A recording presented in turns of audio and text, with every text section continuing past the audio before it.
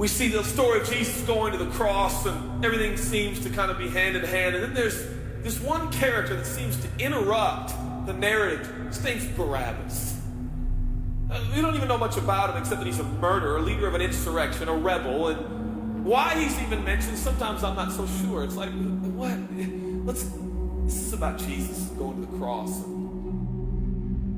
So in this moment, Pilate thinks, I hold the destinies of these two men in my hand. I know the Jews have a tradition that on a holy day, I will release one of the prisoners on death row.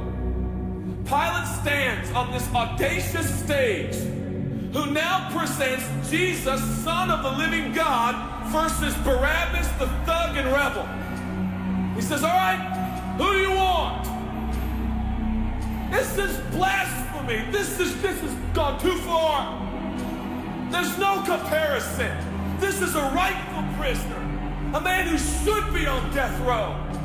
He's a rebel against Rome. He leads a rebellion. He murders people. He's a bad man. He's a thug and he's a crook.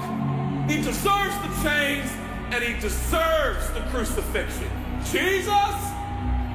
What has he done but heal, restore, deliver, set free, open blind eyes, open deaf ears, heal the lame and the leper? What has Jesus done? Who do you want? We want Barabbas. Yeah, give us Barabbas.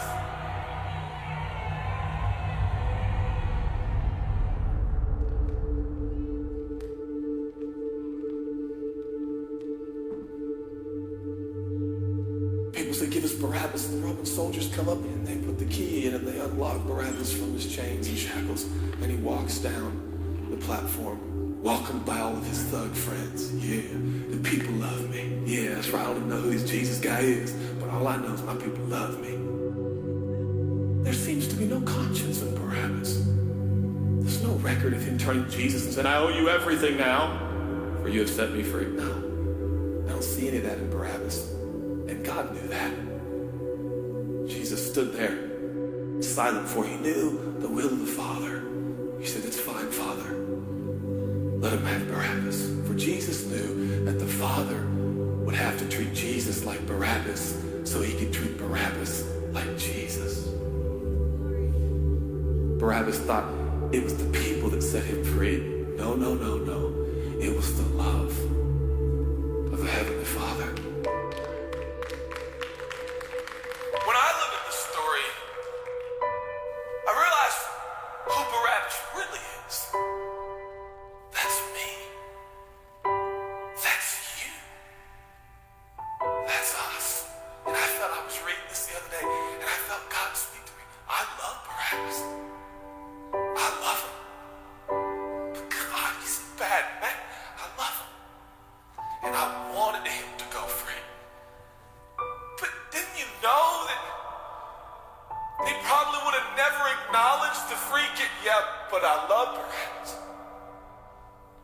For while we were still sinners, Christ died for us. God sent his Son for Barabbas, even the one he knew would walk away from Jesus and his free gift and never come back. He loves him.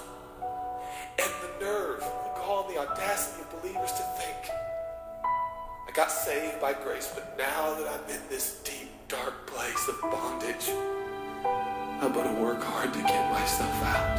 What? That's the opposite of the gospel. Are you bound? Are you held under the power of this temptation, this sin, the sexual urges? Do you feel like it's controlling you? What are you going to do? I'm going to shake myself free. Stop it! No, you won't! You're no match for the powers of hell and the urges of sin and sexual temptation. You will not overcome it, and you will never overcome it. You'll just be another statistic. There's no answer within yourself. Your own marriage, your own goodness, your own discipline, your own devotion will not save your marriage and will not save your kids. There's only one.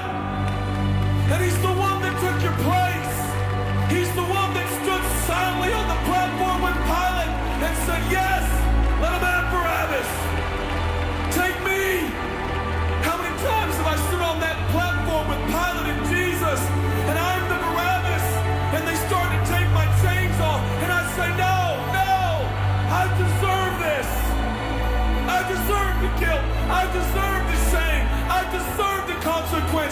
deserve it. Jesus seems to look at me and say, no, son, let me have it. Let me have your sin. Let me have your pain. No, God, I did it to myself. I deserve it. My marriage won't make it. This is what I deserve. I deserve divorce. I deserve poverty. I deserve sickness. I deserve it all. No!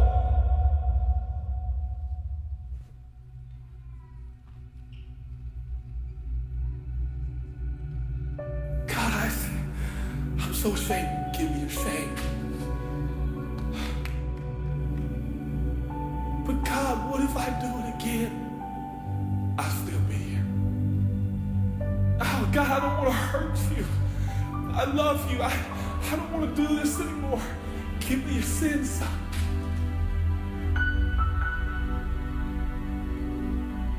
This is all we got. It's all I got. It's all you got. We can play games. We can play church games. We can pretend like some people are better than others and that's why they're blessed, or we can all come to the honest conclusion that it's God. And it's God alone. The greatest challenge is not your discipline, your devotion, your focus.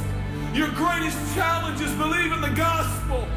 Could it be that there's a God with a love so scandalous, so wide, so deep, so vast, so high, so expansive, so welcoming, so inclusive?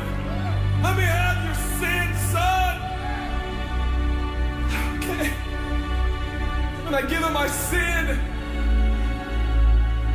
I stand in this empty space of forgiveness and acceptance while Jesus walks off to the cross that I deserve. I see him walking to the post to be whipped. As I stand a free man, all the attention is turned now. And I feel the love of God saying, go, son, live your life. I'll pay the price. Where did we get off thinking that we were going to set ourselves free? It's still Jesus. It'll always be Jesus. It'll never stop being the power of Jesus. If his blood is sufficient for your salvation, his blood is sufficient to sustain